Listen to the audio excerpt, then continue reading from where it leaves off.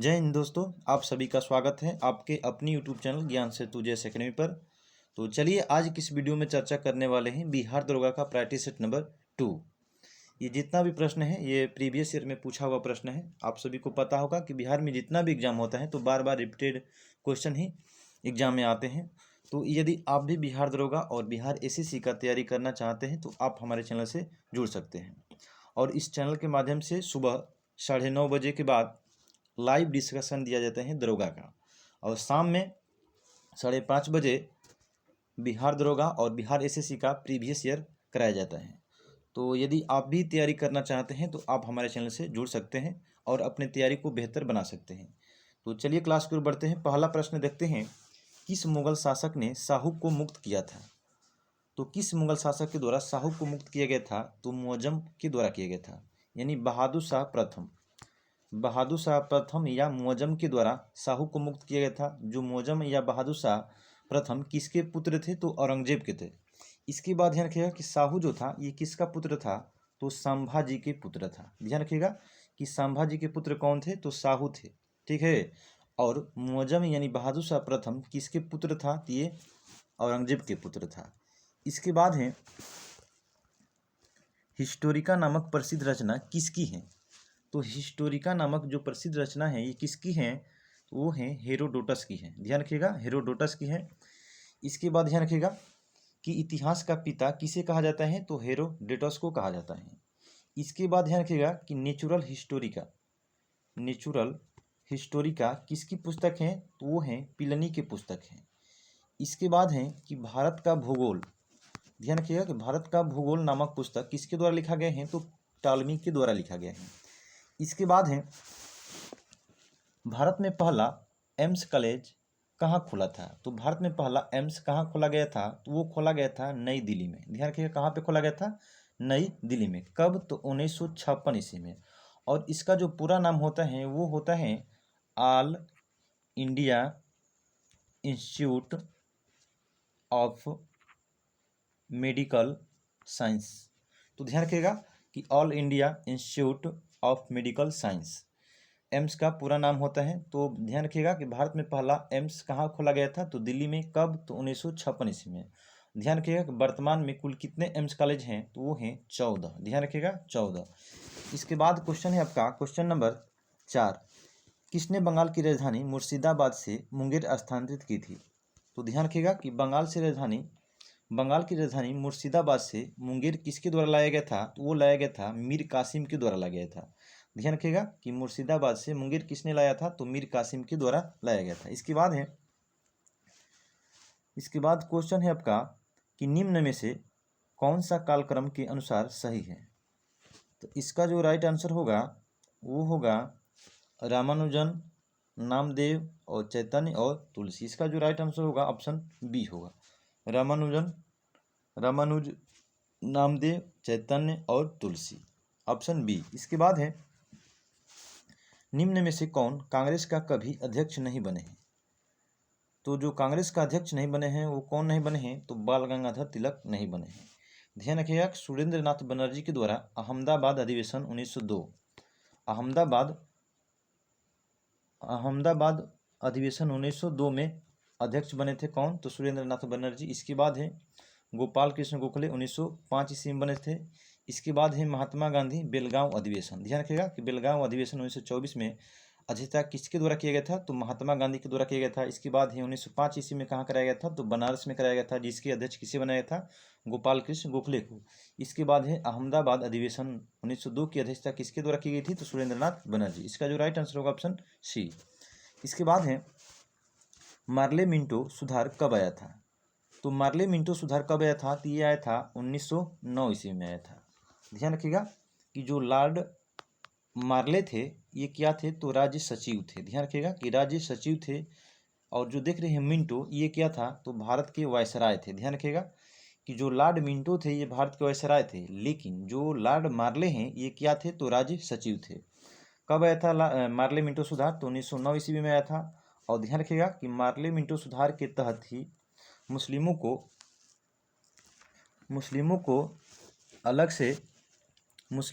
अलग से मतलब एक निर्वाचक मंडल का निर्माण किया गया था। तो मुस्लिमों के लिए एक निर्वाचक मंडल का अलग से तैयार किया गया था। तो किसके तहत? तो पार्लियामेंटो सुधार 1909 के तहत। इसके बाद है सती प्रथा का उन्मूलन किसके सहयोग से हुआ?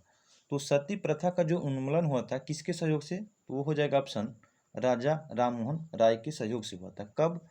तो 1829 ईस्वी में लॉर्ड विलियम बेटी के समय हुआ था। ध्यान रखिएगा किस धारा के तहत? तो धारा 17 के तहत हुआ था। ध्यान रखिएगा कि आधुनिक भारत का जनक किसे कहा जाता है? तो राजा राम मोहन राय को कहा जाता है। इसके बाद ध्यान रखिएगा इनके द्वारा ब्रह्म समाज की स्थापना कब की गई थी? तो 1828 ईस्वी में की गई थी। और इनका मृत्यु कब हुआ था? तो 1833 ईस्वी में हुआ था, ब्रिस्टल में हुआ था, इंग्लैंड के ब्रिस्टल में हुआ था। इसके बाद है क्वेश्चन नंबर 9। क्वेश्चन नंबर 9 है कि मुगल और मेवाड़ के बीच संधि कब हुई थी? तो मुगल और मेवाड़ के बीच संधि कब हुआ था? वो हुआ था 1615 ईस्वी में हुआ था। ध्यान रखिएगा कि 1615 ईस्वी में हुआ था। किसके बीच हुआ था? तो अमर सिंह, ध्यान रखिएगा, अमर सिंह और जहांगीर के बीच हुआ था। ठीक है, तो ध्यान रखिएगा कि राणा प्रताप के पुत्र कौन थे? तो अमर सिंह। और अकबर के पुत्र कौन थे? जहांगीर। तो अमर सिंह और जहांगीर के बीच कौन सी संधि हुई थी? तो ये हुआ था मुगल और मेवाड़ के बीच हुआ था। कब? तो 1615 ईस्वी में हुआ था। इसके बाद है कि ताजमहल के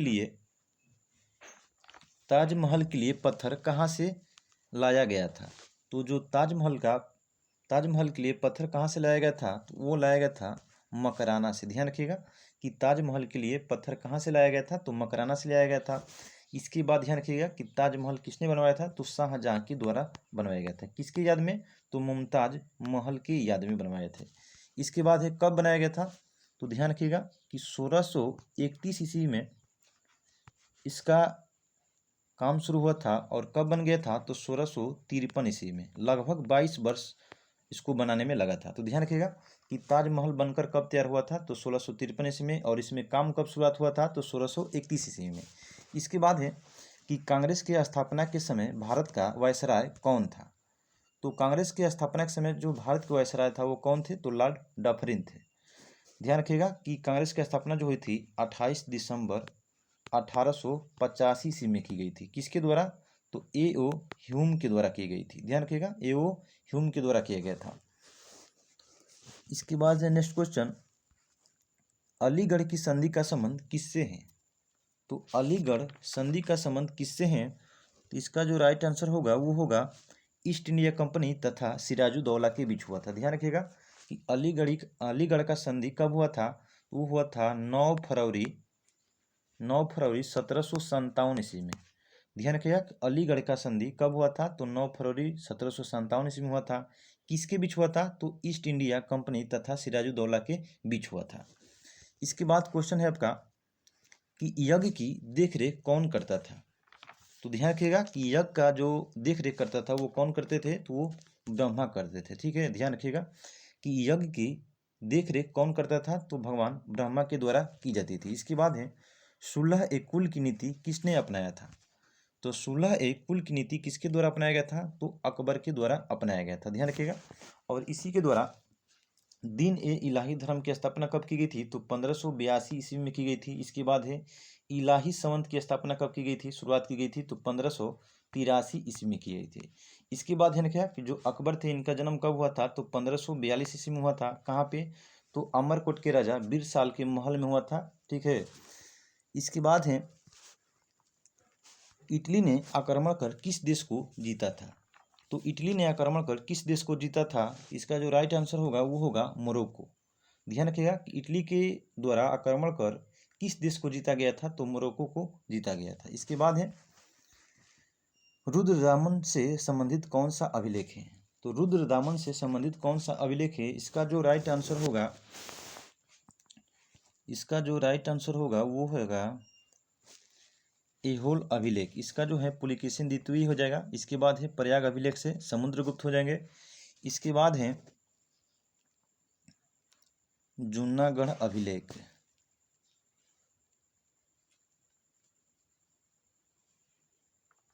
इसका जो राइट आंसर हो जूनागढ़ अभिलेख। इसके बाद 16। ठीक है, तो इसका जो राइट आंसर होगा वो होगा जूनागढ़ अभिलेख। ध्यान रखिएगा कि रुद्रदामन से संबंधित कौन सा अभिलेख है, तो जूनागढ़ अभिलेख से है। इसके बाद ध्यान रखिएगा कि ऐहोल अभिलेख से संबंधित किसका है, तो वो है पुलकेशिन द्वितीय का। इसके बाद है प्रयाग अभिलेख से किसका संबंध है, तो समुद्रगुप्त का है।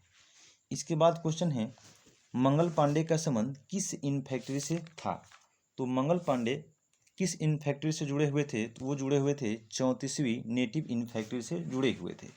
ध्यान रखिएगा मंगल पांडे का संबंध किस इन फैक्ट्री से था, तो 34वीं नेटिव इन फैक्ट्री से जुड़े हुए थे। इसके बाद ध्यान रखिएगा कि इनके द्वारा 29 मार्च 1857 ईस्वी को चर्बी वाले कारतूस को काटने से मना कर दिया गया था। किसके द्वारा, तो मंगल पांडे के द्वारा। कब, तो 29 मार्च 1857 को। और इन्हें गिरफ्तार कर 8 अप्रैल 1857 ईस्वी को फांसी दी गई थी। ध्यान रखिएगा कि माना कब किए थे, तो 29 मार्च 1857 को, और इन्हें फांसी कब दिया गया था, तो 8 अप्रैल 1857 ईस्वी को इन्हें फांसी दे दी गई थी। इसके बाद क्वेश्चन है आपका कि चतुर्थ बौद्ध संगीति किसके शासनकाल में हुआ था। तो जो चतुर्थ बौद्ध संगीति हुआ था वो किसके शासनकाल में हुआ था, तो कनिष्क के शासनकाल में हुआ था। कहाँ पे, तो कुंडलबन जम्मू कश्मीर में हुआ था। ध्यान रखिएगा।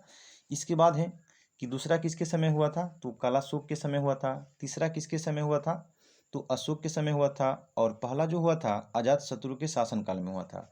अब ध्यान रखिएगा कि जो चतुर्थ बौद्ध संगीति थी जो कनिष्क के समय कराई गई थी, तो कितने भागों में बटी गई थी, 2 भागों में। ध्यान रखिएगा हीनयान और महायान। तो जो कनिष्क था ये किस संप्रदाय से संबंधित था, तो ये जो कनिष्क था ये किससे संबंधित था, तो महायान संप्रदाय से संबंधित है। ध्यान रखिएगा कि कनिष्क का संबंध किससे था, तो महायान संप्रदाय से संबंधित है। इसके बाद है स्वराज पार्टी का संबंध निम्न में से किस व्यक्ति से था। तो स्वराज पार्टी का जो संबंध है वो किस व्यक्ति से था, तो वो था C.R. दास यानी चित्तरंजन दास। तो ध्यान रखिएगा 1 जनवरी 1923 स्वराज पार्टी की स्थापना कब की गई थी, तो 1 जनवरी 1923 ईस्वी में की गई थी। किसके द्वारा, तो चित्तरंजन दास और मोतीलाल नेहरू के द्वारा। तो मोतीलाल नेहरू को सचिव बनाया गया था और अध्यक्ष किसे बनाया गया था, तो चित्तरंजन दास को। स्वराज पार्टी के अध्यक्ष कौन थे, तो चित्तरंजन दास, और सचिव कौन थे, तो मोतीलाल नेहरू। इसके बाद है कि सांप्रदायिक निर्वाचन का जनक किसे कहा जाता है। तो सांप्रदायिक निर्वाचन का जनक किसे कहा जाते हैं, तो लॉर्ड मिंटो को कहा जाते हैं। ध्यान रखिएगा कि सांप्रदायिक निर्वाचन का जनक किसे माना जाता है भारत में, तो लॉर्ड मिंटो को माना जाता है। इसके बाद है कि भारत शासन अधिनियम 1892 प्रतिनिधि सरकार की स्थापना। क्वेश्चन बी है मार्ले मिंटो सुधार 1909 केंद्र में द्वैध शासन। इसके बाद है मॉन्टेग्यू चेम्सफोर्ड सुधार 1919 सांप्रदायिक प्रतिनिधि। इसके बाद है भारत शासन अधिनियम 1935 प्रांतों में द्वैध शासन। तो इसका जो राइट आंसर होगा वो होगा भारत परिषद अधिनियम 1892 प्रतिनिधि सरकार की स्थापना। इसका जो राइट आंसर हो जाएगा वो होगा 1892 यानी ऑप्शन ए हो जाएगा। ध्यान रखिएगा कि भारत में अप्रत्यक्ष चुनाव प्रणाली की शुरुआत किसके तहत हुई थी, तो भारत शासन अधिनियम 1892 के तहत हुई थी। इसके बाद ध्यान रखिएगा कि मार्ले मिंटो सुधार के तहत मुसलमानों के लिए एक अलग सा निर्वाचक मंडल का गठन किया गया था। इसके बाद है कि ध्यान रखिएगा यहाँ पे देख रहे हैं जो भारत शासन अधिनियम 1935, तो भारत शासन अधिनियम 1935 के तहत केंद्र में द्वैध शासन स्थापित किया गया था। इसके बाद है कि प्रांतों में जो द्वैध शासन लागू किया गया था, तो भारत शासन अधिनियम 1919 के तहत लागू किया गया। तो ध्यान रखिएगा कि प्रांतों में द्वैध शासन 1919 अधिनियम के तहत, लेकिन वही केंद्र में जो लगाया गया था तो भारत शासन अधिनियम 1935 के तहत लगाया गया था। इसके बाद है कि राष्ट्रीय ध्वज का डिजाइन किसने तैयार किया था। तो राष्ट्रीय ध्वज का जो डिजाइन किए थे वो किसके द्वारा किया गया था, तो पिगली बकैया के द्वारा किया गया था। ध्यान रखिएगा कि राष्ट्रीय ध्वज का डिजाइन किसके द्वारा तैयार किया गया था, तो पिगली बकैया के द्वारा तैयार किया गया था। इसके बाद ध्यान रखिएगा कि राष्ट्रीय ध्वज को संविधान सभा के समक्ष किसके द्वारा पेश किया गया था, तो हंसा मेहता के द्वारा। ध्यान रखिएगा कि हंसा मेहता के द्वारा राष्ट्रीय ध्वज को संविधान सभा के समक्ष पेश किया गया था, लेकिन इसका डिजाइन किसके द्वारा बनाया गया था, तो पिगली बकैया के द्वारा। और इसे संविधान सभा द्वारा कब स्वीकार किया गया था, तो 22 जुलाई 1947 ईस्वी में स्वीकार किया गया था। इसके बाद नेक्स्ट क्वेश्चन देखते हैं कि 2018, तो आपको 2022-23 का याद रखना है कि 2022 का याद रखना है वर्तमान का, कि 2022 में फीफा विश्व कप किस देश ने जीता है। तो ध्यान रखिएगा कि फीफा 2022 फीफा विश्व कप किस देश के द्वारा जीता गया है? तो अर्जेंटीना के द्वारा जीता गया है। किसे हराकर? तो फ्रांस के। ध्यान रखिएगा, फीफा विश्व कप 2022 का आयोजन कहाँ किया गया था? तो कतर में किया गया था। ठीक है, ध्यान रखिएगा, फीफा विश्व कप 2022 का आयोजन कहाँ किया गया था? तो कतर में किया गया था। किस देश ने जीता है? तो अर्जेंटीना जीता है। किसे हराकर? तो फ्रांस को हराकर। इसके बाद नेक्स्ट क्वेश्चन है, चलिए देखते हैं। इसके बाद है क्वेश्चन नंबर 25। 6 अगस्त 1945 तथा 9 अगस्त 1945 को क्रमशः जापान की हिरोशिमा तथा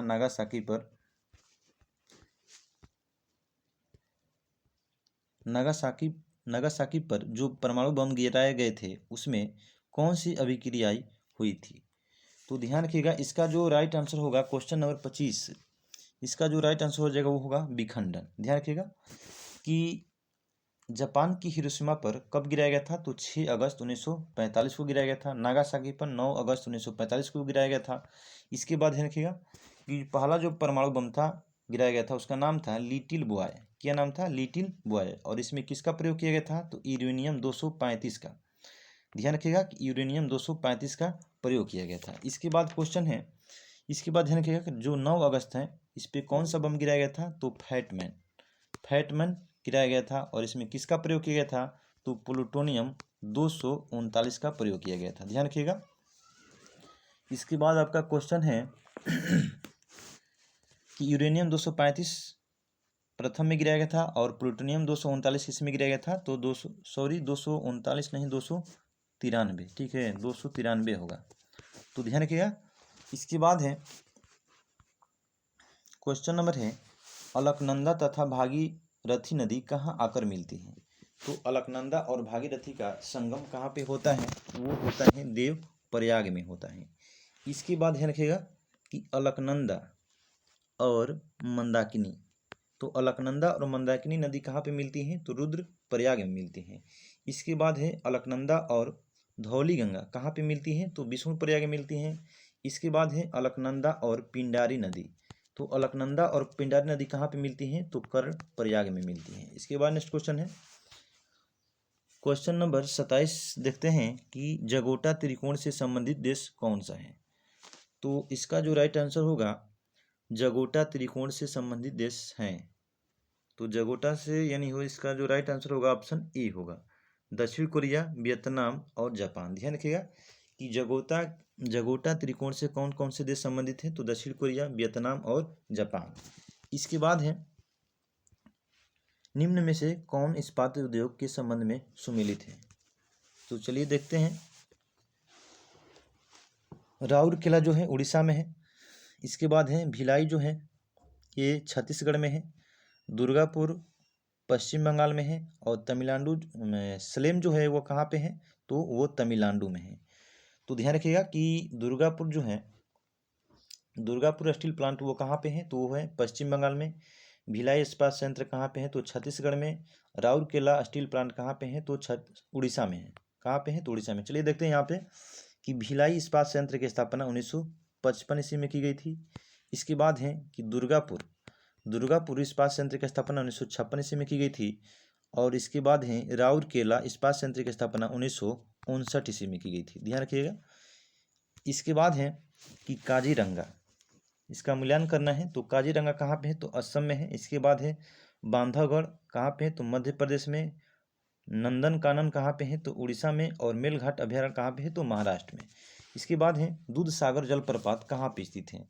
तो जो दूध सागर जलप्रपात है वो कहाँ पे है? तो गोवा में स्थित है। ध्यान रखिएगा, गोवा में। इसके बाद है भगवान महावीर अभयारण्य, तो भगवान महावीर अभयारण्य भी कहाँ पे है? तो वो है गोवा में। इसके बाद नेक्स्ट क्वेश्चन देखते हैं कि नमफुक कोयला क्षेत्र कहाँ स्थित है? तो ध्यान रखिएगा कि नामफुक कोयला क्षेत्र कहाँ पे स्थित है? तो वो है अरुणाचल प्रदेश में। ध्यान रखिएगा कि नामफुक कोयला क्षेत्र कहाँ पे है? तो वो है अरुणाचल प्रदेश में स्थित है। इसके बाद ध्यान रखिएगा कि नवेली कहाँ पे है? तो तमिलनाडु में है। ठीक है। रानीगंज कहाँ पे है? तो पश्चिम बंगाल में। इसके बाद झरिया कहाँ पे है? झारखंड में। इसके बाद नेक्स्ट क्वेश्चन देखते हैं कि निम्न में से कौन सा मंडल सर्वाधिक गर्म होता है? तो सबसे गर्म मंडल कौन सा होता है? तो वो होता है क्षोभ मंडल। ठीक है, ध्यान रखिएगा कि सबसे जो निचली परत कौन सी होती है? तो क्षोभ मंडल, ये सबसे गर्म होती है। इसके बाद है कर्नाटक और महाराष्ट्र में अवस्थित पश्चिमी घाट को क्या कहते हैं? तो कर्नाटक और महाराष्ट्र में अवस्थित पश्चिमी घाट को क्या कहा जाता है? तो वो कहा जाता है सह्याद्री। ध्यान रखिएगा, किसे क्या कहा जाता है? सह्याद्री। आप ध्यान रखिएगा कि उत्तरी सह्याद्री की सबसे ऊंची चोटी कौन सी है? तो कलसुबाई। कलसुबाई उत्तरी सह्याद्री की सबसे ऊंची चोटी कौन सी है? तो कलसुबाई। इसके बाद है दक्षिणी सह्याद्री की सबसे ऊंची चोटी कौन सी है? तो वो है कुद्रेमुख। कुद्रेमुख। ध्यान रखिएगा कि उत्तरी सह्याद्री की सबसे ऊंची चोटी कौन सी है? तो कलसुबाई है। और दक्षिणी सह्याद्री की सबसे ऊंची चोटी कौन सी है? तो कुद्रेमुख है। इसके बाद है निम्न में से कौन सुमेलित नहीं है?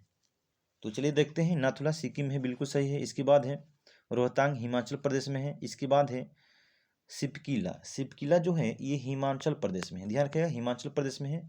और जो बोमडीला है वो अरुणाचल प्रदेश में है। बिल्कुल सही। इसका जो राइट आंसर होगा ऑप्शन सी, सिपकिला जो है हिमाचल प्रदेश में है। जोजिला कहाँ पे है? तो जम्मू कश्मीर में। तो जोजिला है, काराकोरम है, पीर पंजाल है, बनिहाल दर्रा, ये सभी कहाँ पे हैं? तो जम्मू कश्मीर। इसके बाद है क्या कि नाथुला और जलेपला कहाँ पे हैं? तो सिक्किम में है। इसके बाद है बड़ा सिरा। इसके बाद है क्या कि बड़ा लच्चा, सिपकिला और रोहतांग कहाँ पे हैं? तो हिमाचल प्रदेश में है। इसके बाद है क्या कि बोमडीला, दीफू दर्रा और यांगियाप दर्रा कहाँ पे हैं? तो अरुणाचल प्रदेश में स्थित है। तो इसका जो राइट आंसर होगा ऑप्शन सी हो जाएगा। इसके बाद है कि रंगित नदी कहाँ बहती है? तो जो रंगित नदी है वो कहाँ पे बहती हैं? वो बहती हैं सिक्किम में। ध्यान रखिएगा कि रंगित नदी कहाँ पे बहती है? तो सिक्किम में बहती है। और ये जो रंगित नदी है किसकी सहायक नदी है? तो तीस्ता नदी की सहायक नदी है। ध्यान रखिएगा कि रंगित नदी किसकी सहायक नदी है? तो तीस्ता की सहायक नदी है। और तीस्ता किसकी सहायक नदी है? तो ब्रह्मपुत्र नदी की सहायक नदी है। ध्यान रखिएगा कि सिक्किम का जीवन रेखा किस नदी को कहा जाता है? तो रंगित नदी को। इसके बाद है क्वेश्चन नंबर, कर्क रेखा निम्न में से किस राज्य से होकर गुजरती है? तो ध्यान रखिएगा कि कर्क रेखा भारत के 8 राज्यों से गुजरती है। कितने राज्यों से? 8 राज्यों से। और इस कर्क रेखा को भारत में कौन सी नदी 2 बार काटती हैं? तो माही नदी काटती है। ध्यान रखिएगा, माही नदी। अब चलिए देखते हैं इसका जो राइट आंसर क्या होगा। देखिए यहाँ पे झारखंड, मध्य प्रदेश, त्रिपुरा, मिजोरम, बिल्कुल सही है। तो झारखंड, मध्य प्रदेश, त्रिपुरा, मिजोरम, पश्चिम बंगाल, राजस्थान, गुजरात आदि सब कर्क रेखा से गुजरती हैं। इसके बाद है कि किस अनुच्छेद के तहत नीति निर्देशक तत्वों को न्यायालय के प्रश्नगत नहीं किया जा सकता है? यानी इसे लागू करने के लिए आप न्यायालय नहीं जा सकते हैं। तो किस अनुच्छेद के तहत? यानी नीति निर्देशक तत्वों को यदि आपको लाभ नहीं मिल रहा है तो आप न्यायालय में नहीं जा सकते हैं लागू कराने के लिए। तो किस अनुच्छेद के तहत नहीं जा सकते हैं? तो अनुच्छेद 47 के तहत आप नहीं जा सकते हैं। इसके बाद है कि राज्य निर्वाचन आयुक्त को पदच्युत कर सकता है। तो राज्य निर्वाचन आयुक्त को कौन हटा सकते हैं? तो वो हटा सकते हैं भारत के राष्ट्रपति। ध्यान रखिएगा कि राज्य निर्वाचन आयुक्त को कौन हटा सकते हैं? तो भारत के राष्ट्रपति। इसके बाद है कि राज्य निर्वाचन आयुक्त को कौन नियुक्ति करता है? तो उस राज्य के राज्यपाल करते हैं। ध्यान रखिएगा कि राज्य निर्वाचन आयुक्त की नियुक्ति कौन करते हैं? तो राज्यपाल करते हैं। लेकिन हटाने की शक्ति किसके पास है?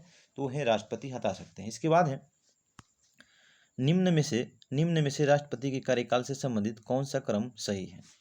तो चलिए देखते हैं। इसका 39 को होगा। इसके बाद फखरुद्दीन अहमद, ज्ञानी जैल सिंह, नारायण शंकर। इसका जो राइट आंसर होगा फखरुद्दीन अली अहमद। तो ये 5वें क्रम के थे। इसके बाद ज्ञानी जैल सिंह 6ठे, इसके बाद 7वें और 8वें। ध्यान रखिएगा कि फखरुद्दीन जो अली अहमद थे वो 5वें क्रम के थे, ज्ञानी जैल सिंह 6ठे क्रम के थे, आर वेंकट रमनजोत 7वें नंबर के थे और शंकर दयाल 8वें नंबर के थे। इसके बाद है क्या कि प्रथम राष्ट्रपति राजेंद्र प्रसाद, दूसरा जो थे सर्वपल्ली राधाकृष्णन, तीसरा जो थे वो थे डॉक्टर जाकिर हुसैन थे, चौथा जो थे बीबी गिरी। ठीक है, चौथा कौन थे? बीबी गिरी। और 5वां कौन थे? वो थे फखरुद्दीन अली अहमद। और 6ठे कौन थे? तो वो नीलम संजीव रेड्डी थे। ठीक है, तो इसका जो राइट आंसर होगा वो होगा ऑप्शन डी। इसके बाद है कि भारत में कितने बार आपातकाल लागू हो चुका है? तो अभी तक भारत में कुल कितने बार आपात लागू हुआ है? वो 3 बार हुआ है। ध्यान रखिएगा कितने बार? तो 3 बार। पहला जो लागू हुआ था 26 अक्टूबर 1962 में। ध्यान रखिएगा कि पहला जो आपातकाल हुआ था वो कब लागू हुआ था? तो 26 अक्टूबर 1962 ईस्वी में हुआ था। इसके बाद ध्यान रखिएगा कि जो दूसरा लागू हुआ था वो हुआ था 3 दिसंबर 1971 ईस्वी में। ध्यान रखिएगा कि दूसरी बार आपातकाल कब लागू हुआ था, तो 3 दिसंबर 1971 ईस्वी में हुआ था। इसके बाद है जो तीसरी बार लगा था तो 26 जून 1975 ईस्वी में लागू हुआ था। तो पहली बार 1962 में, दूसरी बार 1971 में और तीसरी बार 1975 ईस्वी में लागू हुआ था। इसके बाद ध्यान रखिएगा कि भारत में एक बार भी वित्तीय आपातकाल लागू नहीं हुआ है। तो कितना हो जाएगा, इसका राइट आंसर बी होगा। इसके बाद है कि संविधान की उद्देशिका में किस मौलिक अधिकार का वर्णन नहीं है। तो ध्यान रखिएगा कि संविधान की उद्देशिका यानी प्रस्तावना में कितने प्रकार की स्वतंत्रता दी गई है, तो 5 प्रकार की स्वतंत्रता दी गई है। तो देखिए इसमें विचार की स्वतंत्रता है, विश्वास की स्वतंत्रता है, अभिव्यक्ति की स्वतंत्रता है, धर्म की स्वतंत्रता है और उपासना की स्वतंत्रता है। तो इसका जो राइट आंसर होगा वो नहीं होगा आर्थिक स्वतंत्रता, ये गलत है। इसके बाद है पंचायती राज की व्यवस्था से संबंधित समिति कौन सी है। तो पंचायती राज की व्यवस्था से संबंधित जो समिति है वो है बलवंत राय मेहता समिति। और इस बलवंत राय मेहता समिति का गठन कब किया गया था, तो 1957 में किया गया था। इसके बाद ध्यान रखिएगा अशोक मेहता समिति के गठन कब किया गया था, तो 1977 ईस्वी में किया गया था। इसके बाद है एल एम सिंधवी समिति की स्थापना कब की गई थी, तो 1986 ईस्वी में की गई थी। इसके बाद ध्यान रखिएगा कि पी बी के राय समिति का गठन कब किया गया था, तो 1985 ईस्वी में किया गया था। ध्यान रखिएगा इसका जो सभी का सभी जो समिति है इसका संबंध किससे है, तो पंचायती राज की व्यवस्था से संबंधित है। इसके बाद है कि अंतर्राष्ट्रीय परिषद का गठन किस समिति की सिफारिश पर की गई थी। तो जो अंतर्राष्ट्रीय परिषद का गठन किस समिति की सिफारिश पर किया गया था, तो केलकर समिति की सिफारिश पर किया गया था। कब, तो 1990 ईस्वी में किया गया था। ध्यान रखिएगा कि अंतर्राष्ट्रीय परिषद का गठन कब किया गया था, तो हाँ, तो अंतर्राष्ट्रीय परिषद का गठन किस समिति की सिफारिश किया गया था, तो केलकर समिति की सिफारिश पे किया गया था। इसका जो चर्चा है किस आर्टिकल में है, तो अनुच्छेद 263 में है। और अंतर्राष्ट्रीय परिषद का गठन कौन करते हैं, तो भारत के राष्ट्रपति करते हैं। नेक्स्ट क्वेश्चन देखते हैं 44। इसके बाद है कि उद्देशिका में 42वें संविधान संशोधन में कौन सा शब्द जोड़ा गया था। तो ध्यान रखिएगा कि समाजवाद, पंथ निरपेक्ष और अखंडता। ध्यान रखिएगा कि समाजवाद, पंथ निरपेक्ष और राष्ट्र की एकता और अखंडता जोड़ा गया था। 42वां संविधान संशोधन 1976 के तहत जोड़ा गया था। इसके बाद है कि भारत के राष्ट्रपति को किस प्रकार पदच्युत किया जा सकता है। तो ध्यान रखिएगा कि जो भारत के राष्ट्रपति हैं उन्हें किस प्रकार से पद से हटाया जा सकता है, तो वो संसदीय प्रक्रिया के द्वारा हटाया जा सकता है। तो भारत के राष्ट्रपति को किस प्रकार से हटाया जा सकता है, तो संसदीय प्रक्रिया के द्वारा हटाया जा सकता है। किसका प्रयोग कर, तो अनुच्छेद 61 के तहत, यानी महाभियोग लगाकर। ठीक है, ध्यान रखिएगा कि महाभियोग लगाकर भारत के राष्ट्रपति को हटाया जा सकते हैं अनुच्छेद 61 के तहत। इसके बाद है कि संघात्मक सरकार में क्या होता है। तो जो संघात्मक सरकार होता है उसमें क्या होता है, तो शक्तियों का क्या किया जाता है, विभाजित कर दिया जाता है, यानी शक्तियों का विकेंद्रीकरण होता है। तो संघात्मक सरकार में क्या होता है, तो शक्तियों का विकेंद्रीकरण होता है। इसके बाद है कि भारत का राष्ट्रीय वृक्ष क्या है। तो जो भारत का राष्ट्रीय वृक्ष है वो है बरगद। ध्यान रखिएगा कि भारत के राष्ट्रीय वृक्ष क्या है, बरगद है। और इसका वैज्ञानिक नाम क्या होते हैं, तो फाइकस बेंथालिस होता है। तो बरगद का बरगद का जो वैज्ञानिक नाम होता है वो होता है फाइकस बेंथालिस होता है। इसके बाद ध्यान रखिएगा कि जो भारत के राष्ट्रीय पुष्प कमल हैं इसका क्या होते हैं, तो निलंबो न्यूसीफेरा होता है। और राष्ट्रीय फल आम है, मनगी फेरा इंडिका होता है।